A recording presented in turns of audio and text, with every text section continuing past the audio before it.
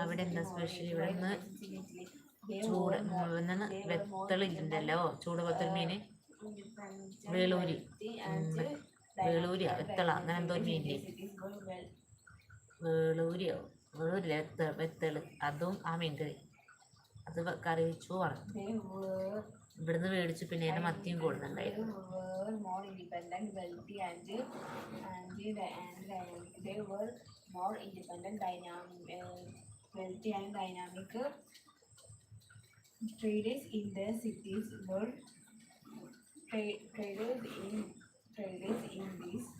Traders in these cities were all aware about banking and insurance.